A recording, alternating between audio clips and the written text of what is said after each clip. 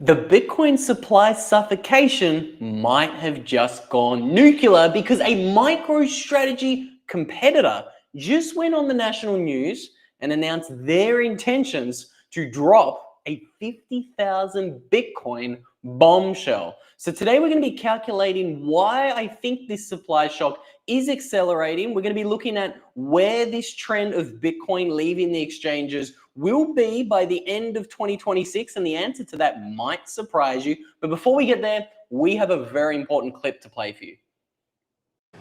Yeah, I would agree with that. I mean, I think that there are going to be just a couple winners here. I think that BSTR will be one of the winners. We're showing up with a bulldozer and a permit to clear cut Bitcoin. We're going to, open up in the 4th spot, and we think that we'll very quickly slingshot into number 2. That's our mission. We're really trying to create a fortress-like environment for our Bitcoin, and really trying to position ourselves as the Berkshire Hathaway of the Bitcoin ecosystem. What do you mean by that? Like, do you mean by going and then buying other companies that are in the space and running them yourself the way that Warren Buffett and Berkshire Hathaway has done? Yeah, I think there's a great arbitrage here. We can issue debt at 1%. We can buy Bitcoin. And then, as Bitcoin appreciates, we naturally de-lever our balance sheet. So I think that's a really unique capability that Bitcoin treasuries have access to that other companies don't.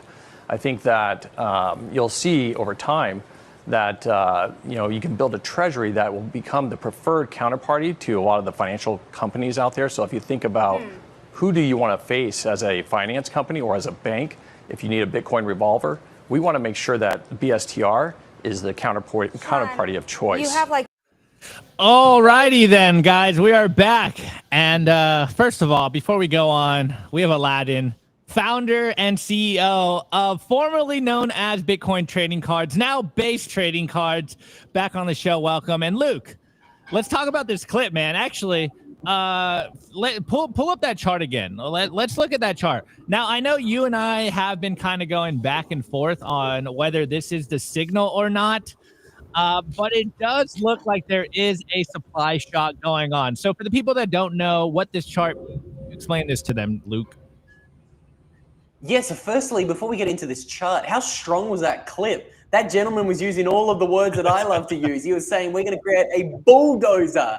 I thought that was pretty crazy. That was pretty cool. But the chart we're looking at, this is looking at the number of Bitcoin on exchanges over the past 3 years. So again, I've zoomed out. Say, it's a bad idea to be whale watching on the, dailies. There are some very reputable people who challenge me on this idea of the supply shock. And they say, don't look at the whales, don't look at the exchanges, you're looking at the wrong data. And again, this is why I like to zoom out and look at a 3-year trend, because the 3-year trend, it's undeniable when you actually have a look at just how many Bitcoin have left the exchanges over the past 3 years. We can see only in the past 6 months, the number of Bitcoin on exchanges went from 3 million to 2.4 million. That means nearly 100,000 Bitcoin is leaving the exchanges every single month. This past 6 months, this is looking at November 2024 to where we are today, July 2025. But if you zoom out, we can see all the way back here. In October 2020, we can see 3.3 million Bitcoin exchanges. So we've seen just about 1 million Bitcoin leave the exchanges since then. And what I think really is, kind of the story here that we continue to update you guys on is the fact that nearly every week, we're seeing another 5 Bitcoin treasury companies announced. We can see over the past 30 days, we've got 23 new Bitcoin treasury companies. This is nearly 1 a day. And what I thought was really interesting about that clip was the gentleman's come out and said that BSTR, Bitcoin Standard Treasury Company, is going to be trying to launch a bazooka and accumulate 50,000 Bitcoin. And what I thought was really kind of interesting about that specific clip was that he specifically said that he wanted to become the number 2 spot on the Bitcoin Treasury Company list. Now, what is interesting about that number 2 spot is who's there? It's Marathon. What did Marathon just do recently? I saw today there was an announcement floating around that Marathon is also buying more Bitcoin. So I think this heat, this race, so to say, is really heating up. Opti, I'd love your thoughts on just what is happening here with this Adam Back-led Bitcoin treasury company. Yeah, well, first of all, just kind of looking at that clip, the first thing that stuck out to me is, of course, man, I would love to have, 1% interest and basically get free debt to buy Bitcoin. It's like, that's unheard of. We know Saylor did that actually Saylor is doing that. And we saw how capable he was of acquiring all of this Bitcoin. Now, I am not a paper Bitcoin summer kind of guy here. I am just a spot Bitcoin person, but it is seeming that the trend is going in one direction, that there is a lot of interest coming into Bitcoin. There seems to be a lot of capital flowing into Bitcoin. And the big question here is if they're actually buying all this Bitcoin and they are securing all of this Bitcoin, why isn't the price going up? Now, I'm not trying to be a full chart board here, but with all of the interest and literally the tens of thousands of coins that are supposedly being bought up almost every single day, it seems, it's like, why are we going stagnant? And I think that's all the question, and that's what everyone's wondering, which really is the glaring question. Are they actually buying Bitcoin, or as the meme goes, is it all paper Bitcoin? That's what everyone's kind of wondering, or that's the meme that everyone's leaning into. Now, it was interesting that they said Berkshire Hathaway of Bitcoin. And the part that me and Luke were going back and forth this morning, the very end of that clip, and of course, Adam Back's a legend, literally named in the white paper, the only person named in the white paper. Now he has a Bitcoin treasury company. So it is interesting that they said what we've been saying on the show. The first one was there's probably only going to be a few players in the space. Obviously, Strategy, or formerly Microstrategy by Saylor, will be one of them. And then who is going to be that number 2, number 3 spot? A lot of people are thinking it's Jack Mallers' 21 Capital. We saw Bitcoin Strategy. Bitcoin Standard Treasury Company, led by Adam Back, comes out of the gate strong with 30,000 plus coins, talking about buying another 20,000 plus, jumping into that number 2 spot. It is going to be interesting to see which companies lead that race and how much Bitcoin they can acquire. But the point that really stuck out to me, which had me wondering this morning whether this was actually a bullish video or not, was when he ended that clip and he's like, we want to be the number 1 counterparty for Bitcoin. And as a Bitcoiner, you're like, yo, wait, hold on. I thought this is what we're trying to get away from. But this is a new era, and this is what is the hype and the trend right now. So I don't know, Luke, before we go to Alladan here, how come you thought this was so bullish, I think, is the real question. Maybe I saw that girl in the... Maybe you're good. I got you. Maybe I was falling prey to the girl in the red dress, because as soon as he said the word bazooka, maybe I got a little bit distracted. But I didn't actually catch up on what you said there. He wants to be the number 1 counterparty. Yeah, that was the last of the clip. That really makes the hair on the back of my neck stand up a little bit. That is very interesting that he specifically said counterparty. Does that mean he wants to be holding a lot of Bitcoin? Is this like potentially a honeypot risk? I don't want to say it, but yes, it totally is. Anyways, Alladan, what's your thoughts watching this clip? Actually, the real question is, are you a paper Bitcoin summer kind of guy? I'm not. Just stacking sats that I could hold in my hardware wallet is the only way to go for me personally. I mean, everyone is each to own. So, I mean, you can't stop this train. What's going on right now? It's bigger than I could imagine. I've said this many times. I've been in Bitcoin for many years now, almost a decade. And as fast as things are moving right now, if you would have asked me even last year, do you think we're going to go into what we're in right now? I would have said absolutely not. It's insane. And I think that a lot of this, I mean, I'm pretty based, so I look at it kind of more of a red pilled in the way of, I think this has been planned for a long time. I think they all have kind of strategized how this is going to go out. And I think there's been a lot of deep stacking happening along the way the whole entire time. So where we're at right now, I think they're just like, all right, it's time to turn the faucets on and let this thing run and pump it. We're stacked. My kids are stacked. My family's stacked. We've all been, I wouldn't call it, but insider stacking, I think, has been happening for a long time. And let's pump it. Dude. I'm just ready for the ride. Go. Love it. Totally Totally agree with that. Yeah, I think the Matrix got you a little bit, Alladan. I think you're getting stuck in the Matrix a little bit. Worse than Luke here. It seems like I'm the only one with stable internet today. I think you're back. You're back. The picture is a little grainy, but it seems like you're back in here. So maybe you got to move in off the patio and go inside if possible. But yeah, I think you're right. I mean, I know. Wait, what was that? I'll do that on your break. All right, but Alladan, I think you made a great point. Now, I know every time you've come on the show, you're always like, guys, can we not talk about the price here? But at this point, I think we're all kind of wondering what is going on. Like, we have packed our bags, we're stacked, we're ready to go, and we're literally the meme of just like poking the Bitcoin logo and like, what is going on? Is this going to start ripping? Are we going to double top? We're just bored. We're like, I am bored with this price action. We're getting bored to death. Nico and I keep joking that we're just trading the S&P 500 now. Like, this is boring. When did we become the suits in the room? Like, I thought we were here for the dopamine rush of a parabolic run. But Luke, you pulled up the chart. What are you seeing? What is your tea leaf saying? What is your paid group saying now? My paid group. Oh my lord! The day that I launch paid group is the day that I want a single person follow YouTube to unsubscribe, because I won't be launching a paid group anytime soon. My tea leaves, they don't say much because I don't know where the price of Bitcoin is going in the short or the medium term. All I know is that when we zoom out, I think this trend is going up and to the right forever. And Luke, I think you're I think you're lost in the Matrix. I don't know. Chat, tell me who's lost in the Matrix. Is it me or is it Luke? Because everyone's saying, okay, it's laggy. It's laggy. All right, Luke, pop off to your Wi-Fi. I might have to rug all of you guys now. Alladan, are you back? Are you back?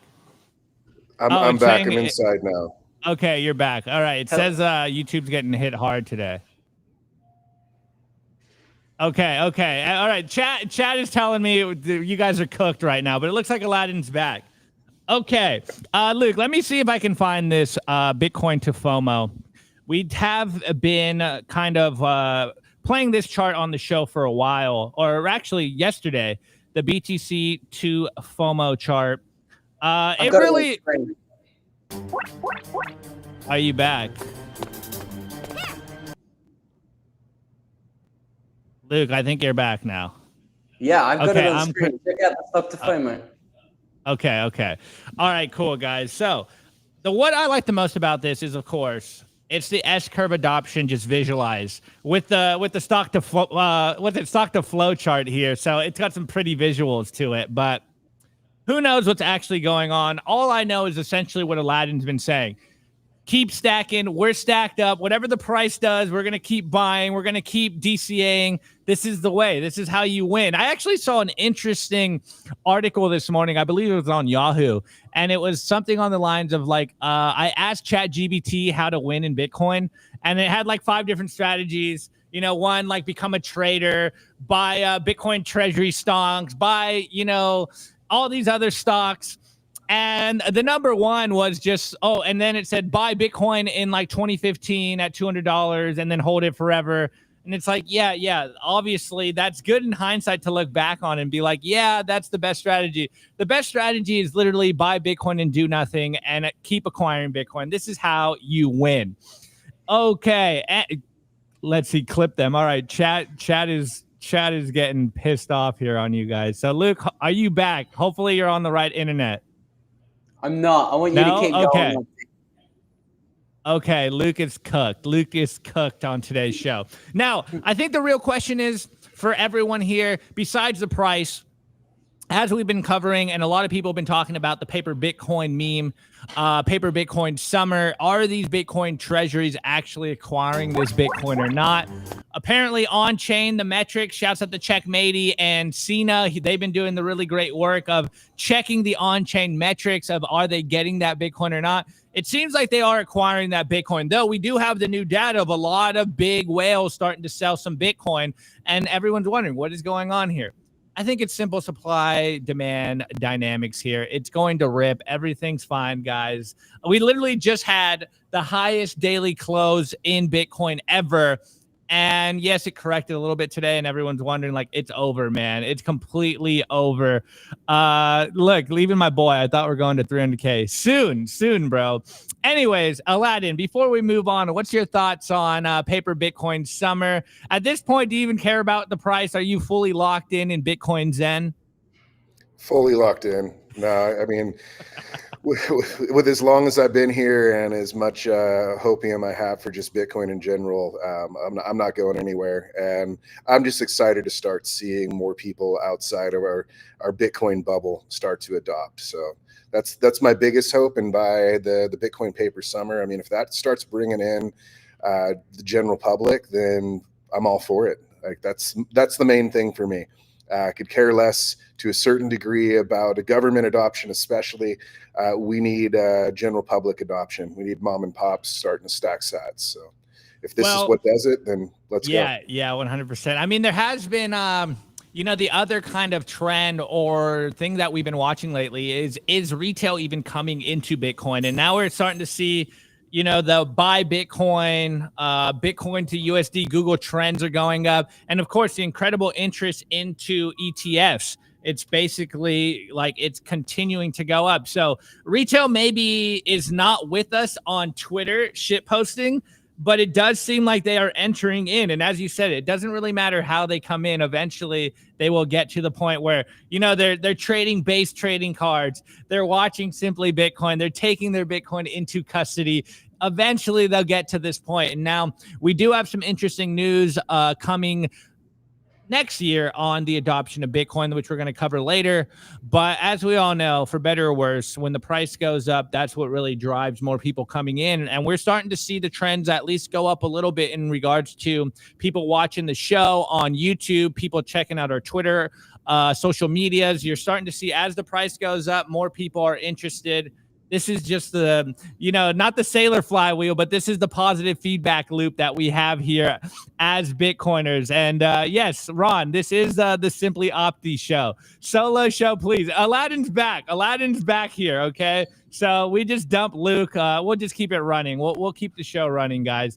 Anyways, I do want to remind you guys, too, of course, smash the like button. Comment on the show.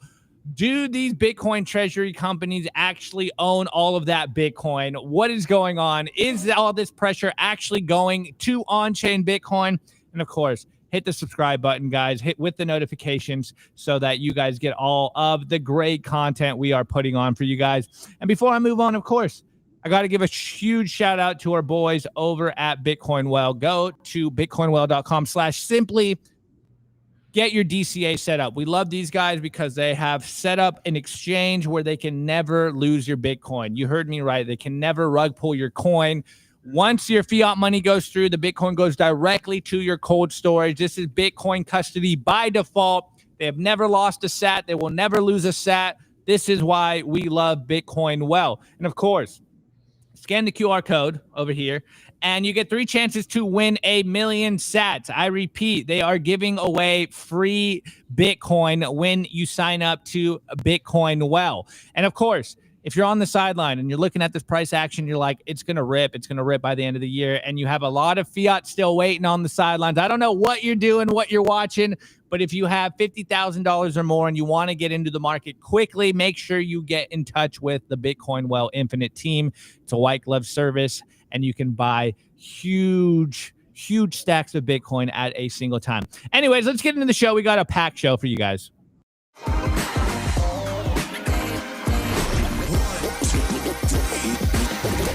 I want to tell you guys about our sponsor, Stamp Seed. Is your Bitcoin in cold storage really secure?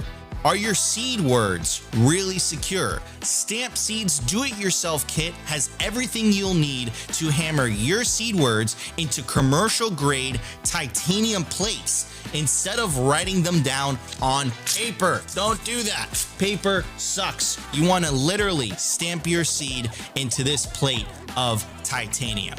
Your words are actually stamped into the metal plate with this hammer. So once your words are in, they aren't going anywhere. No risk of the plate breaking apart and your pieces falling everywhere. Titanium stamp seeds will survive nearly triple the heat produced by a house fire. They are also crush-proof, waterproof, non-corrosive, and most importantly, because this is generational wealth, time-proof. All things that paper is not, allowing you to hodl your Bitcoin for the long haul. I mean, here is the plate that they crushed. They put in water, they put a blowtorch to it, and as you can see, the words have survived. Stamp your seed on Stampseed. And you can use promo code SIMPLY to get 15% off anything on their store. Head over to stampseed.com today. Okay, boys and girls, we are, well, mainly boys and some girls. We are back on Clark Moody's dashboard. Of course, the current Bitcoin price is 117,820, and it's a decline from all-time high of negative 4.3%, and everyone's freaking out. It's over, guys. Pack it up. We are not going to break 120, apparently. No, I'm trolling. I think it's going to go way higher. And the market cap in fiat terms is $2.34 trillion. And of course, we are just 9.74% of the gold market cap. Still a long way to run. Okay, let's see. All right, looks like Luke's back, maybe. I don't know. We'll I'm see. back, baby. Okay, he's back. He's back. All right, guys. Look, I saw this clip of Jack Mallers, and as much as everyone wants to play this, be like, oh, we're going to 1 million. I think we get caught up in the hype. But the real interesting, I think, angle of this clip is just how quickly the price can move. Now, of course, we've been hearing for a long time the law of big numbers. The Bitcoin market cap's getting bigger. If we are going to fly as high as we used to in the past, it needs a lot more capital to come in. But Jack Mallers makes a great case of how simple this could actually be. So let's play this and we'll chat about it. I believe you have said you could see Bitcoin to, 1 million. I've seen some of your targets by 2026 that are clearly far above where we are currently trading, finally breaching that $120,000 level. So what are the risks to get there? What do you see as like the next leg of catalyst to reach? Hopefully some just mass information for the broader person that doesn't really know a lot about this space, but also to achieve, say, $1 million. Yeah, well, as a future public company officer, being careful here and not making explicit price predictions, what I will say is I think the very simple mental model to use in Bitcoin is that Bitcoin equals fiat liquidity plus technology. It's a very simple idea that if you believe technology will continue to improve the world and that the story of humanity is engineering a better world, and you believe that there's going to be more fiat existing in the future than there is today, governments and central banks will continue to print money and run deficits, Bitcoin is the best way to express that idea. It's the best way to monetize that future. And so for me, Bitcoin's price appreciation is largely centered around is the technology continuing to innovate and disrupt existing industries, and our governments and central banks continuing to debase currency and print money. Bitcoin's been the best expression of currency debasement. It's been the best barometer or index for fiat liquidity globally. Over the next 12 to 18 months, I see a lot more fiat liquidity. We've heard that the Genius Act unlocks $3.5 trillion worth of liquidity from banks and capital accounts at the Fed. We know Fannie Mae and Freddie Mac wants to come back into the private markets. We know that there's over $7 trillion in money market funds. And people have to remember that prices are set at the margin. If someone wants to buy one Bitcoin and no Bitcoiner is willing to sell them a Bitcoin unless it's $500,000 per Bitcoin, well, guess what? The price of Bitcoin is now $500,000. And what people have to remember is that with such a scarcity, with such an asset that carries such scarce dynamics, no amount of demand can create more supply. If everyone wanted an iPhone, Apple can just make more iPhones. That's why the price is not as volatile and as surprising to the upside, because they can make more. If everyone wants a Bitcoin, we can't make any more. And so to get your Bitcoin, you have to go higher in the market. Hey, is there enough Bitcoin for me at 120,000? No. How about 130? How about 140? How about 150? And so prices are set at the margin. And so if we see $10 trillion of liquidity in the US financial system alone, not to mention economies like China, Japan, that are equally in trouble or sometimes more, I think that the scarcest asset in the market will have a very violent reaction to the upside, and the marginal price that we'll see could be very high. That's typically how this asset responds to global liquidity. Love it, love it. Well, my first my first response to this is when he starts off, she's like, "So you've been saying it's going to $1 million." It's like, okay, well now I'm head of a publicly traded company here, so I gotta kind of watch what I'm saying, and then follows it up with like, "Yeah, this is how it gets to $1 million, guys." That's just like classic Bitcoiner take here. Of course, still in the closet. Still, he wasn't in the hoodie, but he's in the t-shirt chilling. But just the mechanics here is, I think what a lot of people miss is this idea of Bitcoin, trading on the periphery. Like it gets boosted by what goes on in the margins. As we said in the past, the traders on the margins are the ones that really set the price here, not everyone that's holding the Bitcoin. So as long as there's no incentive to sell it at a certain price, this is going up very quickly. Now, the part about inflation, me and Jacob were having a call, or rather a talk with Sophie this morning, and she was asking this exact question, like, wait, if inflation goes up and the Bitcoin price goes up, like, are we actually even gaining any money? And we're kind of like, well, yes and no. You're kind of just not losing your wealth. And also, yes, it's going up because it's not just the U.S. that is printing money that, is really affecting the global liquidity here, or rather the liquidity pool in Bitcoin. It's that global liquidity. As long as any government is going to print more money, the price of this Bitcoin thing is going to go up because it is hard capped, because there's only 21 million. And we all know, Bitcoin has no top because fiat has no bottom. They will continue to print dollars or pesos or whatever fiat currency in the world until infinity, rather until everyone wakes up and completely opts out of that system and start to use Bitcoin. So as Maulers was saying, it is a real-time metric of global liquidity. I know everyone's probably seen the global M2 chart going around. It hasn't really been following it perfectly, but it still sets a kind of good mental model here. The idea of, hey, the more they print money, the more it has to find a safe home, and that safe home will inevitably be Bitcoin. So I just love how Maulers is able to say it. And of course, it was kind of hilarious. He's like, yeah, I'm ahead of a publicly traded Bitcoin treasury company. We're going to buy tens of thousands of Bitcoin. I can't tell you it's going to $1 million, but this is how it will get there. I found that hilarious. Anyways, Luke, if you're back, what was this chart? What were you showing us? Yeah, Habe, I'm not back. Just feel to kick my. You're back, but I will kick you. All right. I'm back, but what I find really interesting is you kind of triggered a little bit of an idea in my mind here when we start talking about $1 million Bitcoin and whether Jack Mallers and others can say it or not. When you said inflation, it kind of got me thinking, and that it is true that the price of everything is going up. Like, we can see the average home price in dollars went from $288,000 in 2016 to $328,000 in 2020 to $434,000 in 2024. We can see price in Bitcoin, it's getting 90% cheaper every single 4-year cycle.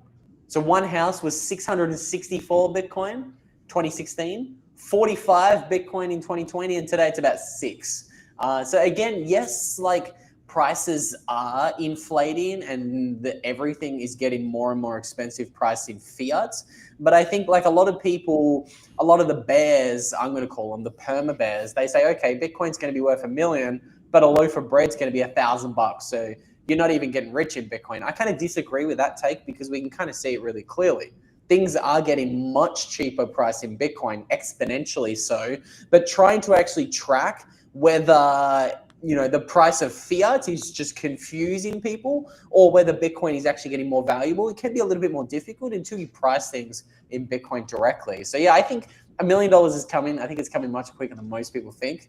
Who knows how we are going to get there? All I do know is I think the people saying that they have the math and the science and the monopoly on models because of science and physics, I think I just encourage people to question models, because I don't think anyone can predict what Bitcoin is going to do and how it's going to be adopted, especially now that we do have publicly traded companies with access to the debt markets that, as you said earlier, Opti, is giving them debt at a 1% interest rate. What happens when they start borrowing billions and billions and billions of dollars to get into an accumulation race, and they're buying tens of thousands, hundreds of thousands of Bitcoin.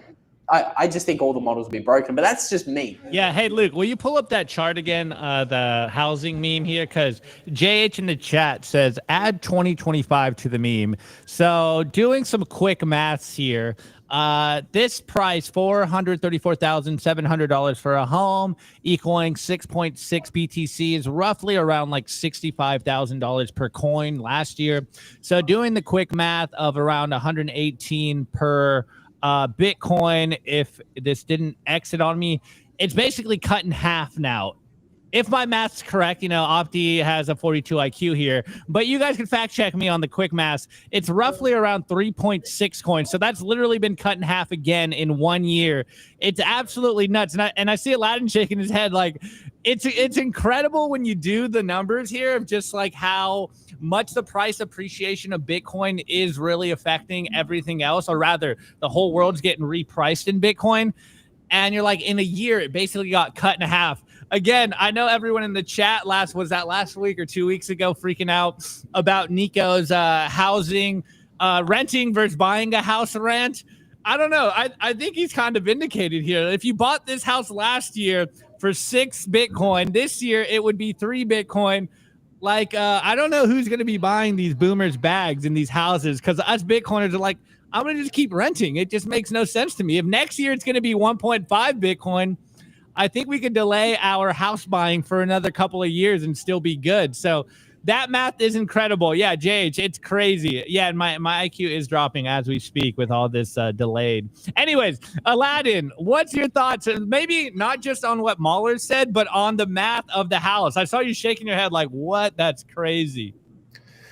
Yeah, I mean, I think what we're going to see more than anything is just Bitcoin front-running inflation. I would imagine if we still go through ups and downs in the market, there'll be catch-up moments, but I think it's really just front-running inflation as much as possible. And I mean, we're worried about inflation, but you got to imagine these big companies that are out there, they may not be worried about it, but they definitely want to make profits. They definitely want to capitalize on everything out there possible. So again, I come back to what I was saying before.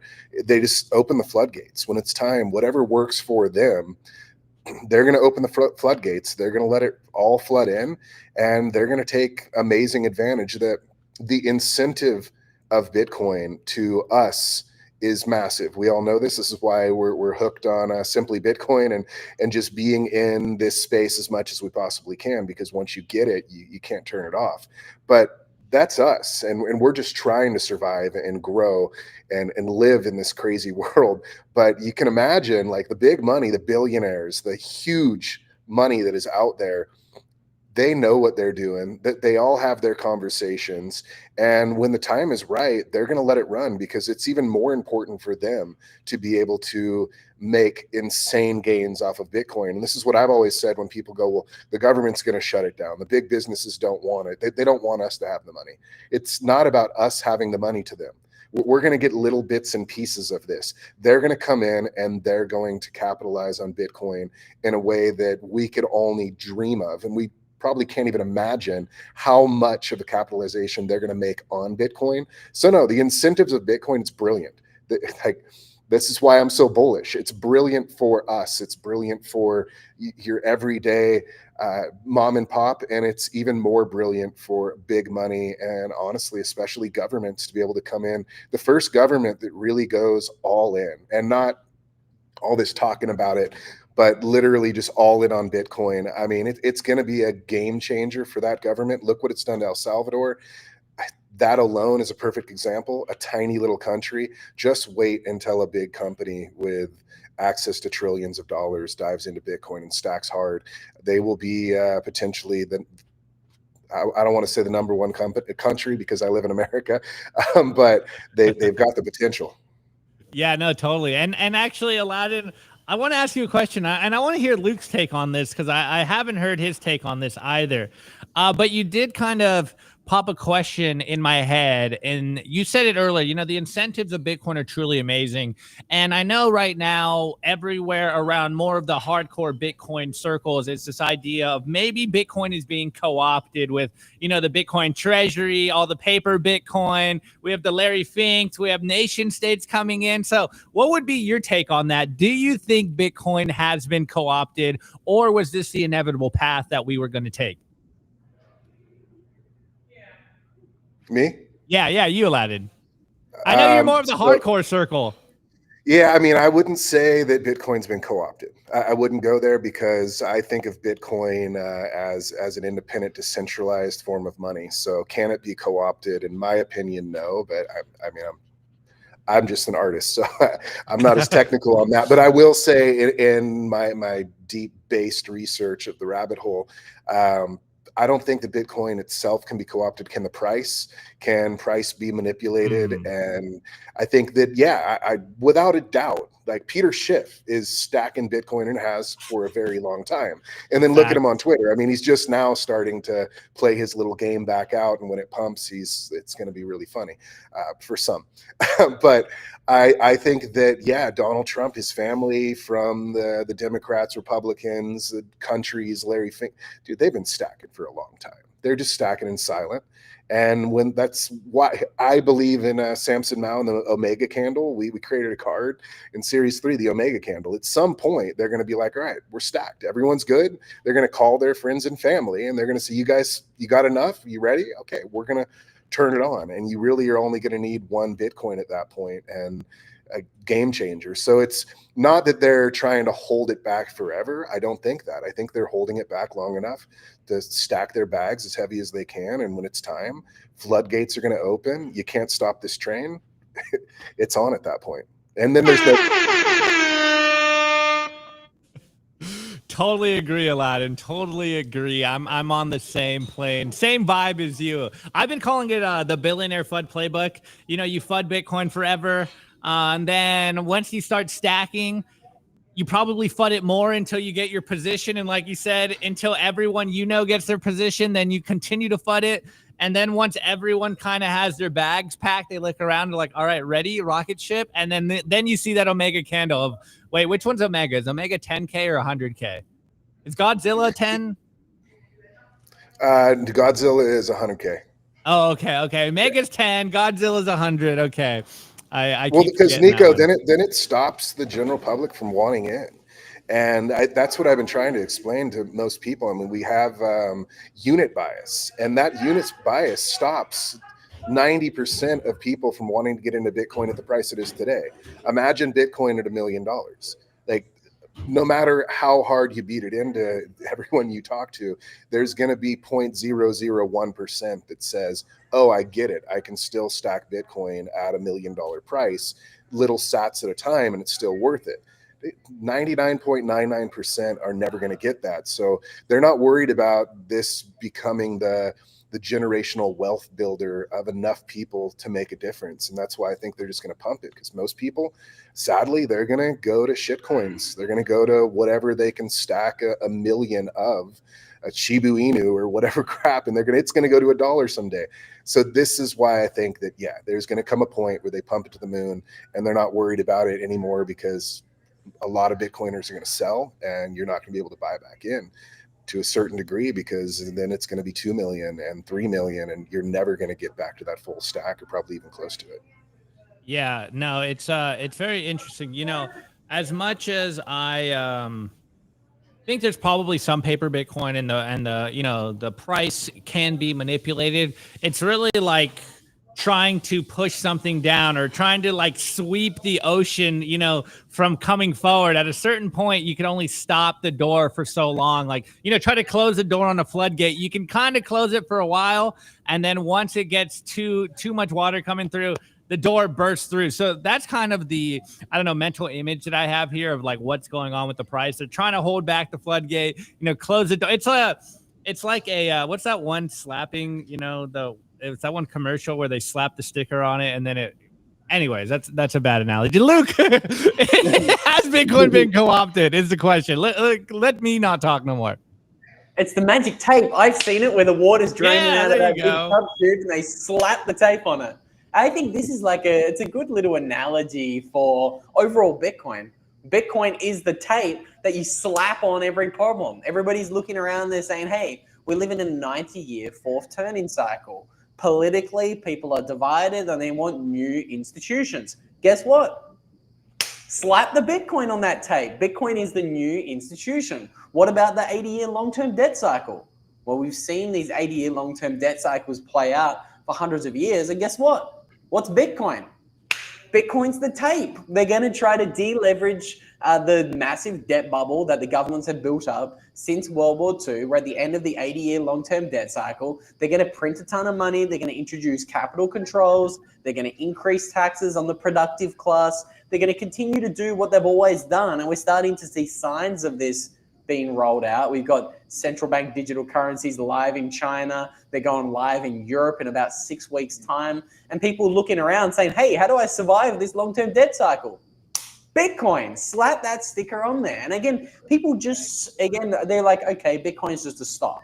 Bitcoin's just this number go up thing. I think it's a lot more than that. Bitcoin it's not the answer to every problem in the world, but I think it can greatly, let's say, address many of the issues that most people are looking at. Again, this is the biggest problem that I see with mainstream media, or even the quote unquote, red pill, or, the awakened individuals today, the libertarians. They're all correctly identifying problems, but they're not talking about solutions. I think again, you're not doing much good just by squealing hysterically about all of the problems that everybody can obviously see, unless you actually have a solution. And that is, of course, slapping that Bitcoin tape on everything. yeah, the family-friendly show. It's tape, guys. Just chill out in the chat, all right? Anyways, I got myself in trouble today, so we're going to the news. Let's get out of here.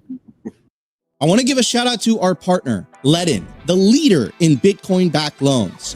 Unlock the liquidity in your Bitcoin without having to sell your Bitcoin. They've issued $9 billion in loans to over 10,000 customers since 2018. I absolutely love these guys. Not only do I have an account with them, but I also have a loan. And what I love about them is that there are no monthly payments, and you could pay back the loan at any time.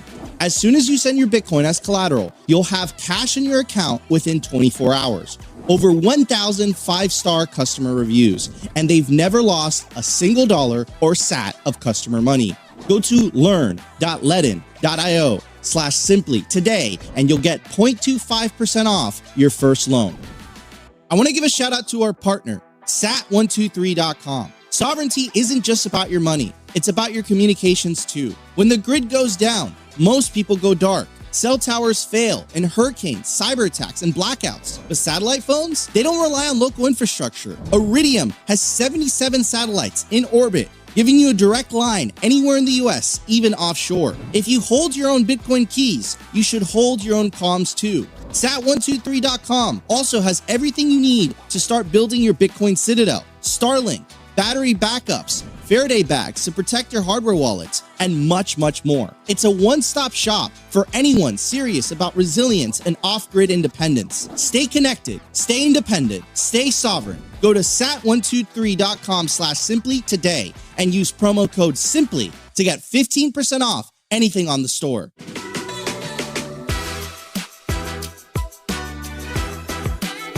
I want to give a shout out to our partner, Cold Card. If you're serious about self-custody, Cold Card is the best Bitcoin hardware wallet. There is no second best. The Cold Card Q is the ultimate air-gapped Bitcoin signing device, complete with a full keyboard, large screen, camera, NFC support, and much more. Do you prefer something sleeker? The MK4 is trusted by hardcore Bitcoiners around the world. Both are built by Bitcoiners for Bitcoiners, secure and open source. Simply Bitcoin viewers get 5% off with promo code SIMPLY. Take self-custody of your Bitcoin today with Cold Card. All right, guys, check it out. Faraday bag from Sat123 with our Cold Card Q in it, the orange one. Make sure you scan the QR code. Use Simply for 5% off. I didn't have this exact setup, but this is what I did when I traveled from Dallas to Miami. I don't know what these X-rays are doing to these cold cards. So got to get a Faraday bag, guys. Look at that double plug. They're saying Nico's the shiller, dude. Opti just double plugging right here. Look at that. That's called artwork. All right. Anyways, trolling. All right. So big news coming out of Block. Of course, if you don't know Block, it is Jack Dorsey's company. A lot of people say he's Satoshi. I don't think that, but he's a Bitcoiner. Wears the Satoshi shirt. Block is also, what is this? Let me see here. They are 13, at least according to BitcoinTreasuries.net, holding 8,584 Bitcoin currently. They're literally working. Jack Dorsey and his companies are doing a lot to build the infrastructure around Bitcoin. Well, very interesting stuff happening over there. Block literally just got added to the S&P 500. So again, not only is Wall Street coming to Bitcoin, Bitcoin is infiltrating Wall Street now. So Block added to the S&P 500. Passive money flowing into Block, which of course Jack Dorsey has been saying for a while. All his companies are basically designed in one way, is to help Bitcoin grow. We know he's been talking about wanting Bitcoin to be the internet's money. And if it doesn't become the medium of exchange for the internet, then as in his words, it has failed. So this is his life's goal right now, is to make sure people use Bitcoin as money. Now, just covering this story a little bit. Of course, tech billionaire Jack Dorsey led Block. Shares rose 7% in morning trading on Monday. This happened this last Monday after the payments firm was added to the benchmark S&P 500, marking a milestone for the fintech sector, and I would say also for the Bitcoin industry at large as well. The inclusion cements Block status as one of the most valuable and influential players in the fintech space and shows how digital payments and financial apps have moved into the mainstream and disrupted traditional banking models in the U.S. Of course, they have a market value of $44.8 billion. They're doing some great stuff here. Now, the interesting part of this is not just that Block, Jack Dorsey's Block got added to the S&P 500. We got a very huge announcement yesterday as well, coming out of another Jack Dorsey company, which I think is a symbiotic relationship here. Again, everything Jack Dorsey's been doing, a lot of the companies he's been investing in, endorsing, they are all angled towards one thing: the adoption of Bitcoin as money. This one's huge. It's still early, but I think this is literally where the world is headed. And there's a lot of questions that I have here in regards to, if this happens, how will Bitcoin be treated, from a merchant perspective. But anyways, what am I talking about? Jack Dorsey's Square, again, another Block company, unleashes Bitcoin payments for merchants.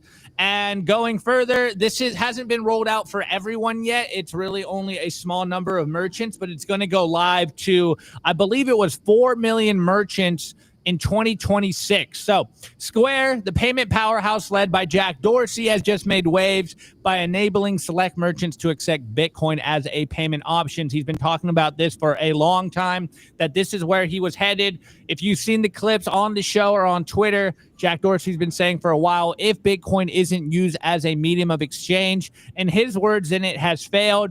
Of course, first it kind of starts to store value, and then people want to accept it for their products. But here's the tweet: Square will fully roll this out in 2026. For now, it's only a small group, but you have here Owen B. Jennings. He goes, boom. Today, we're onboarding our first few Square sellers for the new native Bitcoin accepted experience. This is the way. And of course, it's going to be using Lightning Network, which I think is huge. And going to 4 million U.S. merchants, of course, it's global as well, to be able to accept Bitcoin. Now, this is something a lot of Bitcoiners have been talking about for a long time, this idea of a circular economy, merchants accepting Bitcoin. Yes, it's cool to see all of these Bitcoin treasury companies buying Bitcoin. Yes, it's interesting to see nation states buy Bitcoin, kind of get regulatory clarity around Bitcoin. But what's needed the most is people accepting and using Bitcoin. This is how it becomes the future of money. Now, I know Aladdin's huge on this idea, so I'm going to pass it to Aladdin first. How big is this news story? Obviously, it's still early. It's going to be about 6 months until it's for everyone, but it just went live, at least for a couple of people. Bitcoin payments going live on Square. I'm sure you guys have used Square without even knowing, and now they can all accept Bitcoin.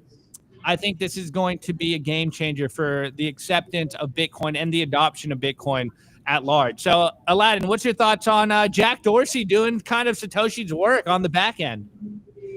No, it's great. These are the things that need to happen, and just keep pushing it forward. I mean, how bullish am I on it?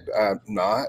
I think it's wonderful for sure. And again, all these things need to happen, but the general public still has no idea who's going to use Square. I mean, I would offer it, obviously, everywhere we go. We offer it on our website. Sure, of course, we would love to sell everything we have in Bitcoin and just stack sats. But most people, they still aren't stacking. Most people that I know, like the basic everyday people, they need Bitcoin as a store of value. They don't need it as another way to transact. They need to be stacking. So yes, this is great, but I think it's just too early for it to really do much other than be a really good news story. I mean, if we really want to push Bitcoin adoption in today's broken, crazy world, we need to get Jack Dorsey cheating on his wife, hodling each other at a concert. Like, this is where the culture is today. So, like, we need some crazy memification. We need someone like Jack Dorsey just spit on that thing.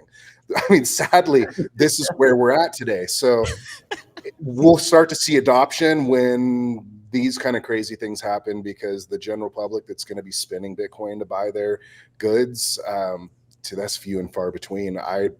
I'll spend my Bitcoin if it's another Bitcoin company that I'm spending it on, and I know they're stacking that and they're storing it.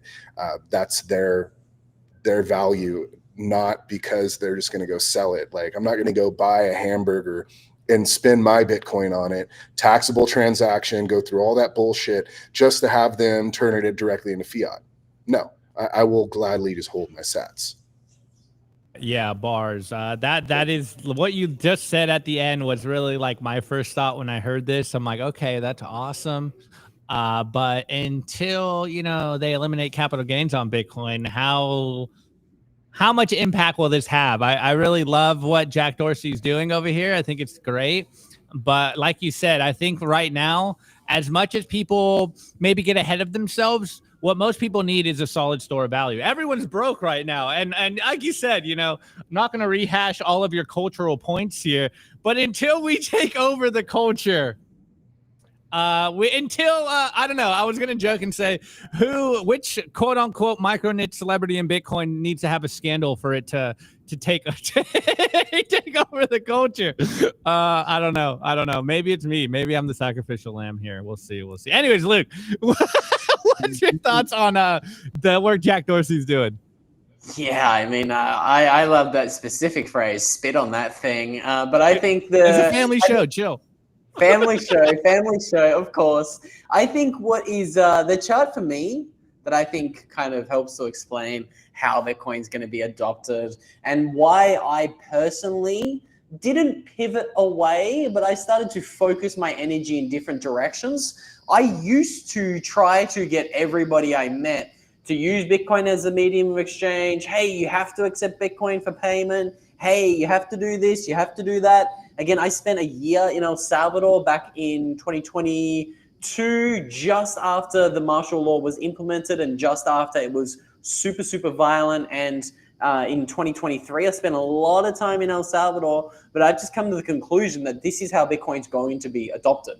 It's going to be adopted as a medium of exchange first, and that S-curve is going to happen a long time before we see medium of exchange. I think, again, my base case for Bitcoin is that we see it at $10 million a coin and adoption's still less than 10% when we're actually looking at it from a medium of exchange perspective. And that's simply because when Bitcoin's at 10 million a coin, it's only $50 trillion market cap. We're still only very, very early in Bitcoin's journey when it's at $10 million a coin. And again, people will struggle to conceptualize that, but that's just the facts when we're looking at the $900 trillion that there is in the world. So again, I think medium of exchange, yes, it is important to encourage, but I just think it's going to happen a long time after we see some really serious run-ups in the price of Bitcoin. Because to Alladan's point, the culture's just not there right now. There's gambling on all sorts of different ridiculous penny stocks, and they're trying to drop ship and trade with technical analysis to make $1,000 online. They're listening to all the morons. And I think it's going to take a lot more, hands touching the stoves and the hot plates before we see the everyday person actually understand what Bitcoin is. And I just think we're seeing it right now. Nation states, hedge funds, pension funds, billionaires, nation states. These are the guys FOMOing into Bitcoin and calling it a Bitcoin treasury asset. They're putting on the balance sheet. They're not selling it. They're buying more. These guys are going to continue doing what they're doing. And I think also something else Alladan said earlier, once all of these big connected guys, they've got their bags packed, they're going to make the phone call and they're going to say, right, do you have enough? Yep, send it. And I think that's what's going to happen. I think we're going to see Bitcoin adopted in this way. And again, I don't want to get too conspiratorial. Again, Opti, family-friendly show. Feel free to rein me in here if I go a bit too far. But I always think of things with a little bit more of a conspiratorial bend. I think the BlackRocks, who right now own 3% of the Bitcoin supply, all of these very connected guys, the bankers, again, we showed you yesterday on the show, Jamie Dimon is launching Bitcoin-backed loans. He privately has bought hundreds of millions of dollars worth of MicroStrategy stock for JP Morgan. And at the same time, only months ago, he was at the World Economic Forum in Davos saying, don't ask me about Bitcoin again. I never want to talk about it again. Why not? Because he's buying for his own bags. So I just personally think a lot of these guys right now who are buying a lot of the Bitcoin supply, I don't want to assume malice where there might not be malice. But again, I just think they're competitive. I think they're going to want to buy as much Bitcoin as possible under 100K or at 100K or 150K. And I think maybe they have an incentive to pack their bags and then let it fly and make the masses scramble and make the masses, and again, they think of us as maybe the peasants, make the peasants buy Bitcoin at $1 million a coin so that they kind of are able to port this disproportionately large wealth inequality gap onto a Bitcoin standard. Again, this is just speculation. Again, you can call me a tinfoil hat conspiracy theorist if you think I am, but I'm trying to get inside the minds of the people who have been attacking freedom money over the past 5 years. Jamie Dimon, Greenpeace, all of your crypto fudsters who have been saying that Bitcoin's a scam, proof of work's dirty, a la Charles Hoskinson, who just recently came out and said, yeah, you know what? I might stick $100 million onto Bitcoin for my balance sheet at Cardano, one of the biggest altcoiners and Bitcoin haters over the year. So I'm just trying to put myself in their mind. And I think the Omega candle, I think it is potentially how the elite wants Bitcoin to be adopted. Again, that's a spicy take. I just thought of it right now. I'd love your thoughts on it, Alladan and Opti. Am I off the deep end here, or is it a potential? I don't know. You want to go, Alladan? Spot on, in my opinion. I mean, just think about like how this could be used. The Charles Hoskinson, I hate saying that guy's name. This guy, yeah, dude, I mean, he could potentially have one of the only shit coins that's left standing just because he's literally using a shit coin to buy more Bitcoin, which is honestly the first intelligent thing I've ever seen him do. These are things that, without a doubt, I mean, Jamie Dimon literally was busted and had to pay nearly $1 billion for manipulating the gold market. So to say that this guy wouldn't do some of the same things with Bitcoin and play crazy FUD games and manipulate, I mean, come on. The Davos, all this, I mean, I got to be really careful what I say because of what I'm trying to build, and I don't want to trigger myself in the wrong way with what I'm doing, but it's bad.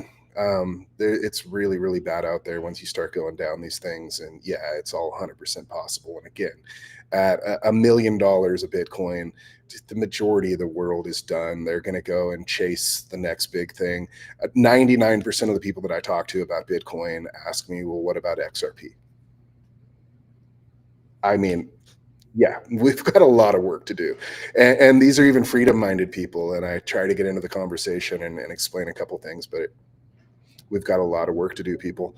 By the time the general public, what you would say the plebs get in, it's probably going to be too late. Sadly, it'll be at the moon at that point, and there will be some smart ones that buy in at $1 million and they hodl and they still run it up and save. But I think the majority of people are going to get a double, they're going to sell, and then we get another double or a triple after that. And again, there's no getting back in. It's the broken education system across the entire world. So yeah, you're spot on, Luke, sadly.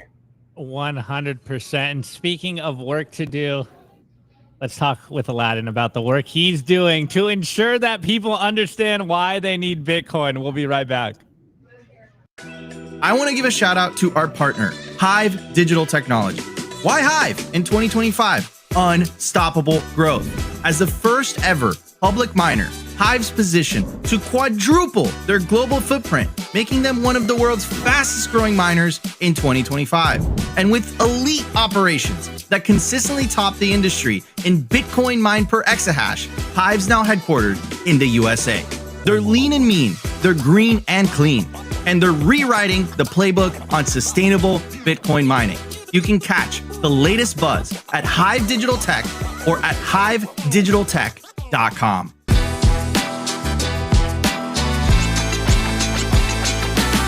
I want to give a shout out to our partner, bitcoinben.io. If you're into freedom, Bitcoin, and building a real community, this is for you. Gain exclusive access to real-world, members-only, private clubs across the globe, featuring poker nights, expert-led classes, co-working spaces, educational meetups, live events, and more. Current locations include Sarasota, Nashville, Boston, Dallas, Las Vegas, and St. Louis, with new clubs launching soon in West Palm Beach, Scottsdale, Alabama, and beyond. Not to mention Bitcoin Ben's resorts in El Salvador. There's 3 of them, and they're absolutely beautiful. You'll also get access to the first fully backed Bitcoin bank with fiat ramps and savings accounts. It's called Private Key Bank, and you guessed it, it's based out of El Salvador. Go peer-to-peer with Bitcoin bulk buys, tap into home equity for long-term Bitcoin growth, and join their exclusive mining pools if you're interested in mining. What are you waiting for? Head over to bitcoinben.io, join today, where Bitcoin meets freedom.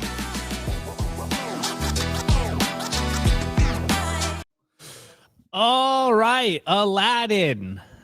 Let's talk about why you rebranded. Formerly Bitcoin trading cards, now Base trading cards. What's going on here, man? You're confusing the 41 IQ people like myself and in the chat. What's happening here? Why'd you make this move, man? And also, thanks for coming on. I love when you come on. Good friend of the show, but yeah, man, you rebranded. I was even wrong when you came on the show earlier. I'm like, Bitcoin trading, like, dude, it's Base now. I'm like, oh yeah, I completely forgot. So why the rebrand? What are you doing? What's your angle? Yeah, I mean, it all comes back to the culture and a lot of what I was talking about earlier with you guys. We need to capture the culture. JD, he's the founder of Cypherpunk Cinema. He's one of the first guys that I met when I finally got into the space as a business owner in here, not just standing on the sidelines. And we started chatting. He goes, Alladan, Bitcoin needs a halo. And he was talking about Halo, the video game, just to kind of summarize the idea of, in order for us to get Bitcoin across to the general public, which that is my biggest goal. Like, I want as many people as possible to get Bitcoin, not even for the gains they're going to get from it in the financial way, but the gains you're going to get as a human being. You're going to wake up in a way that, I mean, that's the beauty of Bitcoin. And that's the whole idea behind the cards, is trying to slowly give people, through the art, through the universal language of art, the ability to start learning so many different topics around why we are so bullish about Bitcoin. So being Bitcoin trading cards, as much as I love that name, it makes it really difficult, as anyone knows that's using Bitcoin in their name to as a business to open up bank accounts or do anything. I mean, it's hell. And then I decided to do Bitcoin trading cards. Well, all they hear is Bitcoin and trading. So that's a big hassle that I have to fight through. But I think the even bigger one is we've been going to a lot of trading card events, and these are not Bitcoin events at all. You might find 1 or 2 people out of a couple thousand that know anything about Bitcoin. And by having Bitcoin as that big name, that the branding that grabs you when they walk by, most people will look up, they'll see Bitcoin, and it'll just turn them off right away. Well, that defeats the purpose of what I'm trying to do. Yeah, I love it when Bitcoiners buy the cards. I think it's great for all of us to be able to collect the lore and the education. But the original idea of this is to orange pill the world. And having the name Bitcoin front and center, it stops the majority of people that don't know anything about Bitcoin from giving us a chance. So base trading cards, that's what we are. We are highly based. So we're still on topic all the way, and it's still BTC. So it's more of a Trojan horse for us to be able to reach the general public, get out what we're trying to do. I know a lot of what we've been doing from the beginning is just really putting out scarcity, transparency, and a quality trading card that just isn't done in the entire industry. We've been blessed to partner and be able to work with some of the biggest trading card printers in the entire world. Last year, we actually won a championship program, top quality printed product in the entire company, right up there with the best of the best. So we're not just proving it to our customers that are checking out what we're doing, but the printer that we're working with is seeing the value in proof of work that we're putting into what we're doing here. So we've got big plans coming up for next year. We've been working on something called Satoshi's Heroes. This is where we basically merge Marvel Comics, Pokemon, and trading cards together. And this is what we're going to be doing to try and do exactly what I was saying. We're going to try to capture the culture. If we can create a halo out of this, this is where the culture starts to pick up. And again, yeah, this isn't your sovereign wealth funds. This isn't your millionaires and billionaires that are going to be approaching what we're doing here. But my idea and hope and dream for this is that you're going to get kids at school trading these cards and comparing it to what they're collecting right now. And the trading card industry is booming massively. And what they're collecting is very fiat. You're going to have to open upwards of 100 packs, maybe up to 300 packs, depending on who you're collecting, in order to get one serialized chase card. For people that don't know, that's a numbered chase card where you actually know the supply. I mean, that's sad. And a lot of these are parents that are buying these cards. These are kids that are spending their allowances on these cards for what? It's paper. So the number one thing beyond even Bitcoin for them when they first start collecting these cards is just understand scarcity. Understand what finite supply means. These are basic general topics that once you start understanding these, everything else will start to flow. For anyone out there that has really big questions about who we are and what we are literally just the base team of a couple Bitcoiners from around the world that have come together to literally just create something to try to capture the culture and teach people about Bitcoin, not on social media, but in your hands, something tangible through art. And again, at the end of the day, art is a universal language, whether it's music or the art you have up on your wall. This is something that every culture around the world understands. 100%. Love it, Aladdin. And actually, we have a good question here. Basically on the rebrand, and I think they're trying to pick your brain a little more. And so Jen goes, why do you think non-Bitcoiners are turned off by something that is Bitcoin branded? What about it are they turned off by? Guys, this is from his real life experience going to these card events and seeing how people react to what he's doing. So Aladdin, you want to elaborate a little bit on this? Yeah, I mean, we've spent literally hundreds, if not at this point, over 1,000 hours sitting in a booth at a 100% trading card conference. And this is, you got Republicans, Democrats, everyone of every color, every culture coming through, literally thousands of people a day walking through. And we're sitting at the booth talking to as many as we can. And yeah, I'd say 99%, even if they approach the booth, they're like, why Bitcoin, what is Bitcoin, which is a great question, but even if you start giving the answer, you got that 30-second elevator pitch to someone that knows nothing about Bitcoin. They're here to buy a pack of trading cards, and they see this giant Bitcoin sign. So at the end of the day, the best advice I can give most people, if you haven't went out there and talked to hundreds or thousands of people that don't know anything about Bitcoin, it is financial. No one wants to talk about government, finance, or religion if they do not know you and don't have a good relationship with you. Yeah, there are those people that love to argue and have those conversations, but it's few and far between. When you're trying to sell a product and they're automatically relating that product to government, religion, or finance, it's an immediate turnoff. So in order for us to breach through that and get to as many people as possible, just to give us the time to see, because once they do break through, I mean, we're the only we are to the trading card industry what Bitcoin is to the financial market. Literally, we finite supply all the ethos that is in Bitcoin, we're bringing to trading cards. And for people to say, oh, well, what's the big deal about that? Trading card industry is literally like the Federal Reserve. It's a money grab. Yeah, there's amazing companies. I mean, I've collected throughout my life, so I love them. I'm not trying to put shade on these companies, but when it comes to finite supply, when it comes to transparency and true scarcity and all these things, it doesn't really exist in the hobby at all.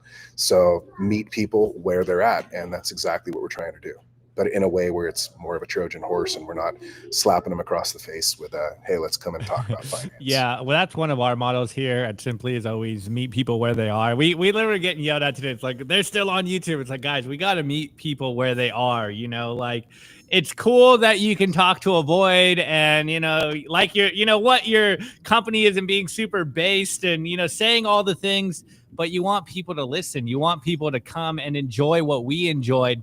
And it is just, you know, you have to go where people are. Now, Alladan, one thing that I didn't realize, which I totally didn't get the base trading cards, like what you were doing in the beginning, until you told me just like how big the trading card industry is. Could you explain that a little bit? Because like when you first told me this, I think years ago now, I was like, really? Like, it's really that big of a thing? Like, I remember trading baseball cards when I was like 13. I'm like, this makes no sense to me. And you're like, bro, you don't understand how big trading cards are. This is, as you said, the perfect Trojan horse to kind of get into the culture. Yeah, I mean, all the way from kids on the playground, literally, like you were saying when you were a kid, this is something that has been common for nearly 150 years. It's some of the first transactions that children make in their entire life is with trading cards on the playground. And that's the market size. I mean, you're talking hundreds of millions of people that collect trading cards in every country across the entire world. We've got friends in South America that are begging for us to do a Latin America themed trading card because it's huge, but they're collecting Pokemon. Australia is a massive market. I mean, every continent on this earth other than Antarctica is stacking trading cards where they should be stacking sats. So the opportunity to literally reach the entire world like Pokemon is doing with something like this is massive. And again, these companies, they do not put out the numbers of what they print. And I've seen a lot of Bitcoiners on Twitter bragging about Pokemon cards and their hodl of their Pokemon cards. That's great. I've got some that I bought my kids and they hodl. But at the end of the day, I don't think they've taken the time to do the research and understand that in 2026 alone, Pokemon printed over 8 billion trading cards. Not packs, but cards. And 8 billion is an understatement. I'm just trying to be very conservative. This is insane. This is enough packs for every single human being on Earth to have a pack of Pokemon cards in 2024 alone. People are collecting these in a way that they think the value is going to go up. It's inflated to the moon, and it's only getting inflated even more. So it's hard to say that you understand inflation, you understand money and economics when you don't understand how trading cards work and you collect trading cards. So the work needs to be done across the board. And again, this just simplifies it so much for anybody and everybody to understand, even Bitcoiners that brag about stacking sats and understanding Bitcoin and economics, but they're also bragging about their Pokemon cards they're hodling. hodl them because you love the cards. But if you're hodling them as a financial investment, yeah, there's a handful of cards and a handful of packs in the world. But other than that, it's inflated. Wait, did I hear you right? You said 8 billion packs, not cards. Oh, okay. No, cards. And that's an understatement of how many in 2024 alone. It's a lot more than that, but I'm trying to, again, be very conservative so that I, at the very least, hit the number and then probably under what that number is. But yeah, 8 billion cards in 2024. Just 2024. And their average packs are 3 to... That's just crazy. 2024. And they go for like $10,000 a card. I saw one of my friends sold some Pokemon cards and I helped him out. And the prices for these things, I was like, wait, what? Again, like the other card, I'm like, what? Someone's buying these cards for like $10,000? Like, are you kidding me? Like, what is going on here? He's like, yeah, the buyer's kind of a Bitcoiner, but I'm like, who is buying a freaking cardboard with some shiny for $10,000? Like, what's going on? It's like, dude, it's a big industry. Like, it's huge. It's very similar to the altcoin market. I mean, you can compare it there. All of these different trading card companies coming out doing their thing. There's I think there's divorced dads. There's like, dude, you name it, all of these crazy different trading card companies, which is great. I love it. I love the idea of it. But the only thing that's broken is the transparency. If you're going to call something a collectible, if you're going to call something scarce, then we should know exactly how many of those exist. It's like comparing Ethereum to Bitcoin. Like the parallels, I mean, there is no comparison. Bitcoin is a finite supply. Bitcoin is truly scarce. Ethereum, who knows where it's going to go? Who knows how many more of these are going to be printed? So that is the trading card industry right now. And that's what we're trying to do as base trading cards, BTC, so still Bitcoin trading cards. We're trying to come in and shake it up and be the Bitcoin in the trading card space, which has been an altcoin space to a certain degree for a very, very long time. Yo, guys, Sophie just told me off screen. She knows someone that, I don't know if it was bought or sold a Pokemon card for $5 million, guys. What is going on here? Yeah. Insanity. And that's when there was scarcity, Opti. That's when Pokemon was printing very, very little. And that's why those cards, those original cards, are worth insane amounts of money. But I mean, compare it to the sports market. You got Babe Ruth cards from back in the day that were in Mickey Mantle. Self just showed me a Babe Ruth for $6 million. Highly collected. This industry is insane. So, okay, the real question is when is a base trading card going to be worth $1 million? Before or after Bitcoin gets to $1 million? You know, that's a very good question. The only thing I say when it comes to the price and all these things, stack sats. Let's go. You don't see us out there shilling and trying to, I mean, we suck at marketing. We're like, if you're going to buy the cards, you buy them because you like them, and it's just quality, and we will let the quality speak for itself. But at the end of the day, these cards they're meant to teach you all of the topics and all of the understanding of economics, freedom, monetary history, all these things, so you can stack more sats, not so that you sell your sats to buy more Bitcoin trading cards. Yeah, there's a massive collectability to it. It's a lot of fun. There's people that have done insanely well off of this, but you have to have the incentive. The general public is not just going to buy trading cards necessarily because they want to stack tens of thousands of dollars worth of trading cards in their garage. They're buying it because it's a lottery ticket to a certain degree. So yeah, the number go up technology built into this, it has to be.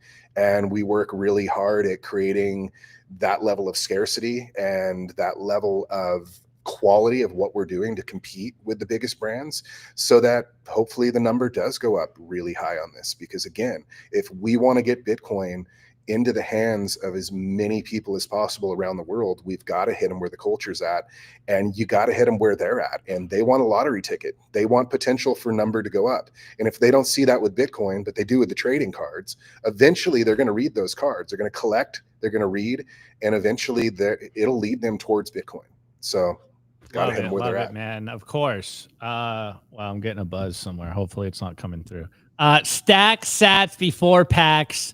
Alladan, love it. Okay, I do have to pop off soon because Nico's got to get on a podcast. But Alladan, I want to give you one last final message to the audience, and then we'll wrap up today's show.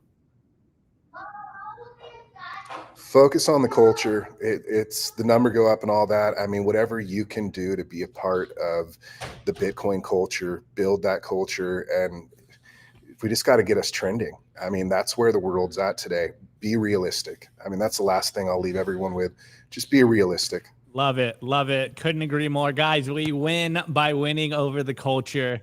And as someone in the chat said earlier, it's too far up in the chat here to say, it's like, we will win the culture eventually because everyone's going to get poorer. So, you know, be a little nicer out there. Be waiting for them with some soft gloves. You know, people are struggling, and not to make a joke of it and laugh about it. Of course, I'm being a bit flippant here, but this is why Bitcoin was created in the first place, for where we are right now in the course of history. People need a store of value. People need something. Rather, maybe even more basic, people need hope. And we are here. We are ahead of the curve. We understand where the world's going. So, you know, make sure you can do your part into shifting the culture towards the Bitcoin world that we want to see. So, Alladan, thank you so much. Let's do one last plug. Will you, for the audio listeners, plug the Base Trading Cards website and then your Twitter, and we will wrap up today's show.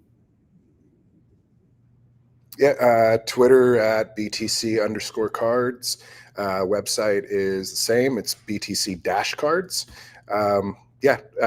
There's educational packs for like $3 a piece. Those are great to just get it's orange pilling without having to have the conversation. So that's what I highly recommend to Bitcoiners. And if you really want an awesome Bitcoin collectible, that's where you get into the other packs. But the last point you made, Opti, be realistic. And then to your point, be real.